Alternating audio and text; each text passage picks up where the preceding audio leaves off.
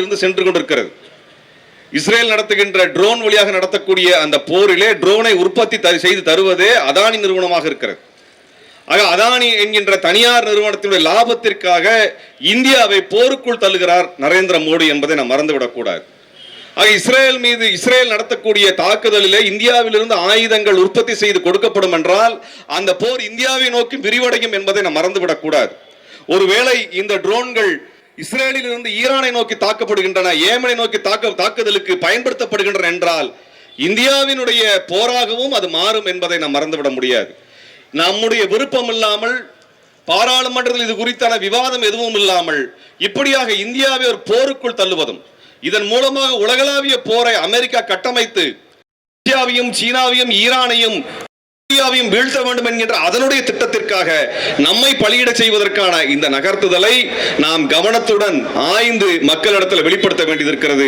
போர் மேகங்கள் நம்மை மூழ்கடிக்கக்கூடிய ஒரு சூழலிலே இந்த ஆர்ப்பாட்டம் என்பதை விரிவான தளத்தில் மக்களிடத்தில் எடுத்துச் சொல்ல வேண்டிய தேவை இருக்கிறது. 1990 இலங்கையில் இருந்த மிக முக்கியமான ஒரு ஆய்வாளர் தராகி சிவராம் எனப்படுகின்ற ஆய்வாளர் இது குறித்து விரிவான கட்டுரை எழுதியிருந்தார். 2005 அமெரிக்காவினுடைய தெற்காசிய பிராந்தியத்தில் எதற்காக அவர்கள் இங்கே திரிகோணமலையிலே ஆயுத தளவாடங்களையும் அல்லது அவருடைய போர்க்கப்பலை இங்கே நிறுத்துவதற்கான ஒப்பந்தங்கள் என்று சொல்லப்படுகின்ற அந்த ஒப்பந்தத்தை, அக்ஸா ஒப்பந்தம் என்ற ஒப்பந்தத்தை கொண்டு வர விரும்புகிறார் என்பது குறித்து மிக விரிவான கட்டுரையை அவர் எழுதி கொண்டிருந்த பொழுது அவர் கடத்தி செல்லப்பட்டு சித்திரவதை செய்யப்பட்டு படுகொலை செய்யப்பட்டார். அந்த கட்டுரை அவர் இறந்த பிறகு வெளியான கட்டுரை.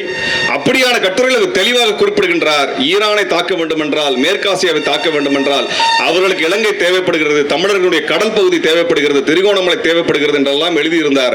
இதை இந்தியாவினுடைய வெளியுறவு கொள்கை 1980களில் இதை உறுதி செய்திருந்தது. ஆனால் இப்பொழுது இந்தியாவினுடைய வெளியுறவு கொள்கை என்பது முற்றிலுமாக சமரசம் செய்யப்பட்டு அமெரிக்காவினுடைய நலனுக்காக இந்தியாவினுடைய வெளியுறவு கொள்கையும் பாதுகாப்பு கொள்கையும் சமரசம் செய்யப்பட்ட ஒரு சூழலில் நாம் இந்தியா முழுவதும் இருக்கக்கூடிய ஜனநாயக சக்திகளை ஒன்று திரட்டி பாலஸ்தீன மக்களின் விடுதலைக்காக ஆதரவு செலுத்துவதும், அந்த இனப்படுகொலைக்கான நியாயத்திற்கான போராட்டத்தை முன்னெடுப்பதும், இஸ்ரேலை வீழ்த்துவதற்கான போராட்டத்தை முன்னெடுப்பதும் என்பது மிக மிக முக்கியமானதாக மாறுகிறது. நேற்று இஸ்ரேலினுடைய தூதர் சென்னையில இங்கே இருக்கக்கூடிய தென்னிந்திய வணிக தொழில் கூட்டமைப்போடு ஒரு சந்திப்பை ஏற்பாடு செய்திருந்தார். அந்த தகவலை தெரிந்து நாங்கள் வெளிப்படுத்தி இருந்தோம். பல்வேறு தோழமை அமைப்புகள், மனிதநேய மக்கள் கட்சி உள்ளிட்ட தோழர் ஜவாஹிருல்லா உள்ளிட்ட தோழர்கள் உடனடியாக போராட்டத்தை அறிவித்தார்கள். தோழர் அன்சாரி அவர்கள் போராட்டத்தை அறிவித்தார். இப்படி எல்லாரும் போராட்டத்தை அறிவித்து அந்த இஸ்ரேல் தூதருடைய சந்திப்பு என்பது ரத்து செய்யப்பட்டிருக்கிறது. தமிழ்நாடை அவர்கள் வணிகத்தினுடைய விரிவாக்கத்திற்காக இஸ்ரேல் பார்க்கிறது. தமிழ்நாட்டிலும் ஒரு டிஃபென்ஸ் காரிடார் கொண்டு வர வேண்டும் என்று இந்தியா சொன்னது. இங்கே மாமல்லபுரம் பகுதியிலும் இந்த டிஃபென்ஸ் காரிடாரை பற்றி பேசிக் கொண்டிருக்கிறார்கள். இங்கே ஆயுத தளவாட உற்பத்தி தனியார் நிறுவனத்துக்கு ஒப்படைக்கப்படும் என்றால் நாமும் தாக்குதலுக்கு உள்ளாவோம் என்பதை மறந்துவிடக் கூடாது. காட்டுப்பள்ளி துறைமுகம் அமெரிக்காவினுடைய கப்பல் படை ரிப்பேர் செய்வதற்காக ஒப்படைக்கப்பட்டிருக்கிறது. இவை எல்லாம் ராணுவ தாக்குதலுக்குரிய இடங்கள் என்பதை நாம் மறந்துவிடக் கூடாது.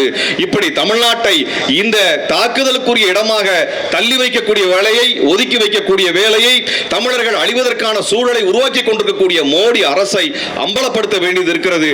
ஆக தோழர்களே, பாலஸ்தீன விடுதலைக்கான போராட்டம், பாலஸ்தீன இனப்படுகொலைக்கான நியாயத்திற்காக நாம் நடத்துகின்ற போராட்டம், இஸ்ரேலை வீழ்த்துகிறதற்காக நாம் நடத்துகின்ற போராட்டம், அமெரிக்காவை ஒழித்து கட்டுவதற்காக நடத்துகின்ற போராட்டம் என்பது உலகளாவிய அளவில் நம்மை போன்ற சாமானிய மக்களின் விடுதலைக்கான போராட்டத்தினுடைய முதுகெலும்பு என்பதை உணர்ந்து இந்த போராட்டத்தில் பாலஸ்தீன மக்களுக்கான நமது ஆதரவை தெரிவிப்போம். நன்றி. பாதகம் செய்பவரை கண்டால் நாம் பயங்கொள்ளலாகாது பாப்பா, மோதி மிதித்து விடு பாப்பா, அவர் முகத்தில் உமிழ்ந்து விடு பாப்பா. அண்மை செய்திகளை உடனுக்குடன் தெரிந்து கொள்ள இணைந்திருங்கள் இயம்நாடு தொலைக்காட்சியுடன்.